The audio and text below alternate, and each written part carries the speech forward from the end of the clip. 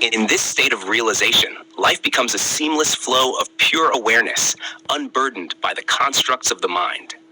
There is no conflict, no resistance, and no struggle against the natural course of events. One moves effortlessly through life, responding to situations and circumstances with clarity and equanimity.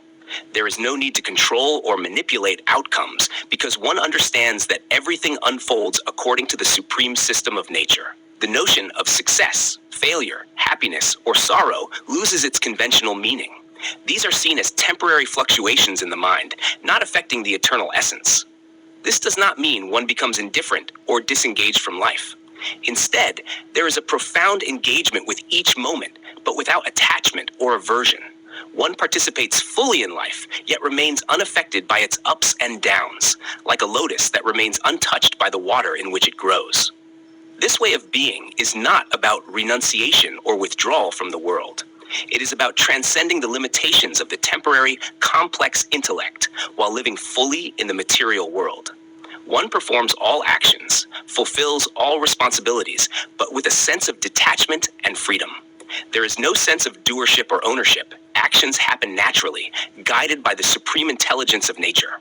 Every interaction, every decision, and every experience is seen as an expression of the eternal self. One's life becomes an offering, a celebration of the infinite creativity of existence. There is no sense of lack or incompleteness, as one is always in touch with the wholeness and perfection of the eternal essence.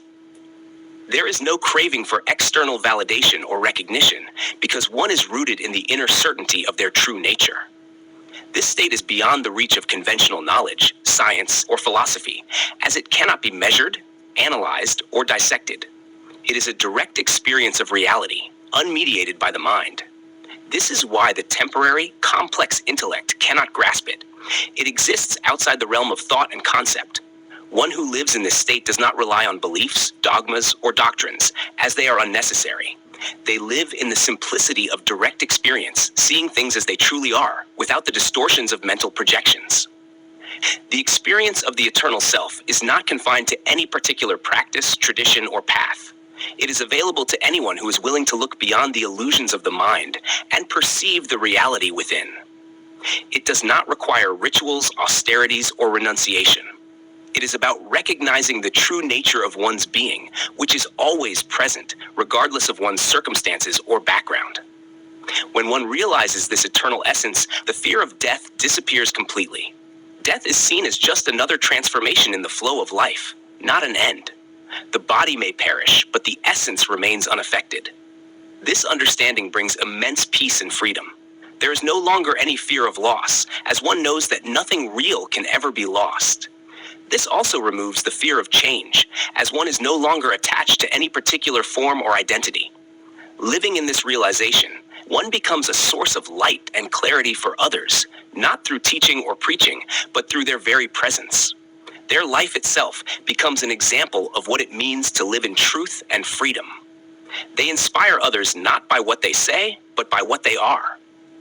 This influence is subtle yet powerful, as it resonates with the deepest part of every being, calling them to awaken to their own eternal nature. Such a being does not seek followers or build organizations because they know that the truth cannot be confined to any structure or system. They do not impose their understanding on others, but simply embody it. They are like a beacon in the dark, shining naturally and effortlessly, guiding those who are ready to see the light within themselves.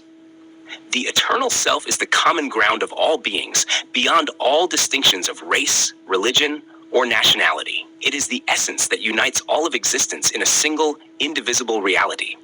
When one realizes this, they see the entire universe as their own body, and all beings as expressions of the same essence.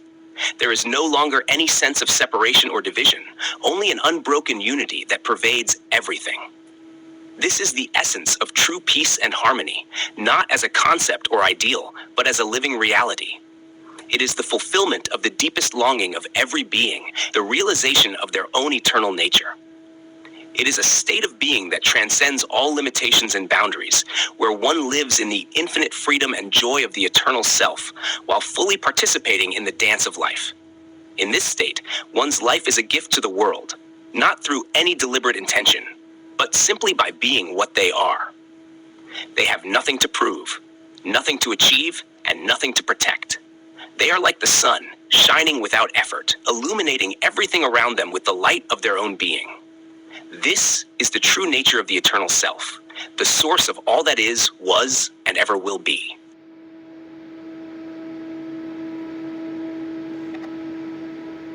After understanding oneself and coming face to face with one's eternal essence, there is no longer any urge or desire to achieve or prove anything. One exists in a state of pure stillness and contentment, free from the grasp of temporary, complex intellect, which is always bound by thoughts, decisions, ideas, and perceptions. The understanding gained from this encounter with the eternal self is profound and complete. It transcends the limitations of the mind and intellect. In this state, the illusions and delusions created by temporary, complex intellect dissolve completely. One realizes that the vast and infinite material universe, with all its complexity and intricacies, is just a temporary projection perceived through the limited capacity of the mind. This understanding eradicates the need to search for meaning or truth in the external world. All external pursuits, whether they are scientific, philosophical, religious, or social, become insignificant and irrelevant when one has come face to face with their true, eternal self. The permanent self is beyond all dualities and distinctions. It is not bound by time, space, or causality. It is neither affected by birth nor death, nor does it undergo any transformation. It remains constant, pure, and unchanging, while the temporary, complex intellect keeps oscillating between various thoughts, emotions, and experiences. This unchanging essence is the true reality, and everything else is merely a fleeting shadow. Once this reality is understood, one no longer identifies with the body, mind, or intellect. The physical body, which is governed by the laws of nature, continues to function, but the identification with it ceases. One sees the body as a vehicle that allows the experience of life in the material world, but it is not the essence of who they are. The intellect, which once seemed so significant and powerful, now appears as a mere tool, useful for navigating the physical world, but unable to grasp the eternal truth. This realization brings about a profound transformation in the way one perceives life and existence. The ego, which is the root cause of all pride, arrogance, and conflict, dissolves completely. There is no sense of I or mine left, as everything is seen as part of the grand design of nature. One lives in harmony with the entire creation, recognizing that all living beings are manifestations of the same eternal essence, merely expressing themselves through different forms and identities. In this state of realization, there is no attachment, no desire, and no fear. One is free from the bondage of expectations and the burden of past experiences. There is no compulsion to conform to societal norms, traditions, or ideologies, as these are seen as constructs of the temporary, complex intellect, designed to perpetuate its own illusions. One lives in complete freedom, not in defiance of the world, but in perfect alignment with the natural order of things. This freedom is not something that can be described or explained through words, as it is beyond the grasp of the mind. It is a state of being that can only be experienced directly. It is not about renouncing the world or withdrawing from life, but about living with a deep understanding of one's true nature, unperturbed by the transient nature of the material world. In this state, there is a natural compassion and love for all beings, not out of obligation or moral duty, but because one sees oneself in everything and everyone. There is no longer a separation between the self and the other, between the observer and the observed. Everything is experienced as a unified whole, a seamless flow of existence where the boundaries of individual identity disappear. This is the essence of living in the eternal self while being in the material world. It is a state of pure awareness where one is fully present in each moment, yet untouched by the fluctuations of the mind and the external circumstances. It is a life lived in truth, simplicity, and purity, where the infinite depth of stillness is experienced in every breath, every heartbeat, and every moment of existence. In this state, there is no pursuit of knowledge or wisdom, as there is nothing left to know or understand. The very act of knowing implies duality, a knower and the known, but in the eternal self, this duality does not exist. There is only pure being, an unbroken presence that encompasses all of existence. This presence is the true nature of every living being, and realizing it is the ultimate fulfillment, the end of all seeking and striving. Thus, living in alignment with one's eternal essence is not about achieving or becoming something, but about simply being true to one's own nature, free from the delusions and distortions of the temporary, complex intellect. This is the essence of true freedom, peace, and contentment, which is available to every living being, if only they have the courage and clarity to look beyond the illusions of the mind and perceive the eternal truth within themselves. There was nothing in me that was truly mine.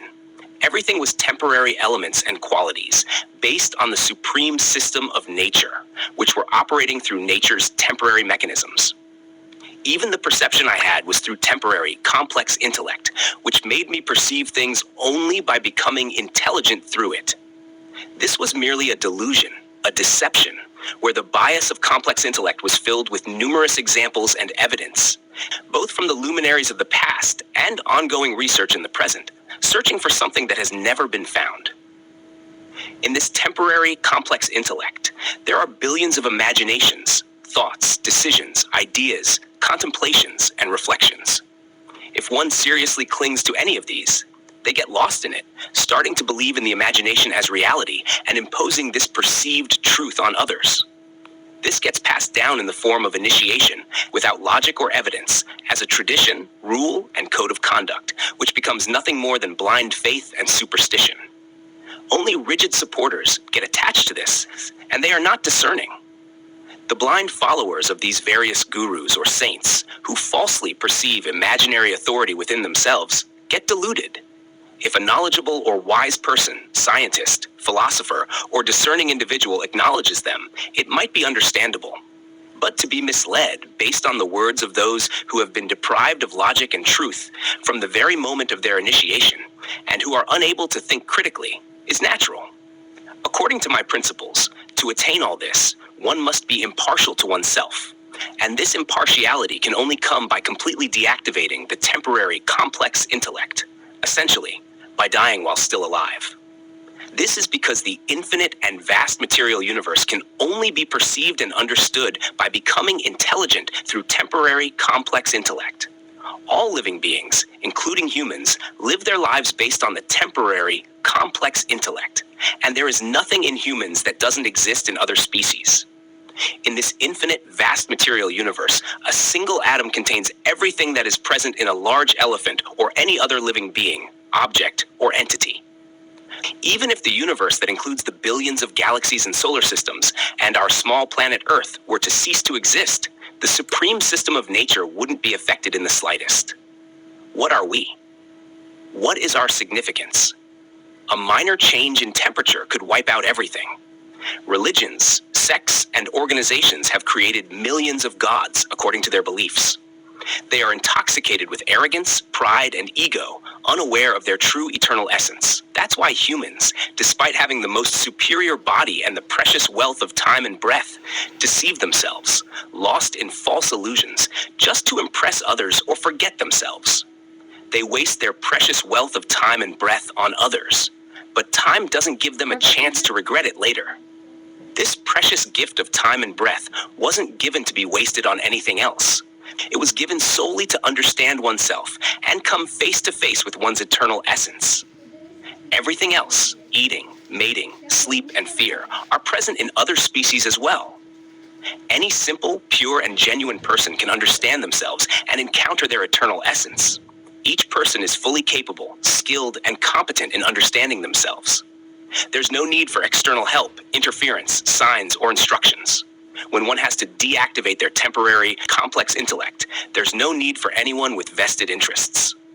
Every living being, not just humans, is made up of the same temporary elements and qualities. Education, talent, skills, and abilities may vary, but they are all part of becoming intelligent through temporary, complex intellect.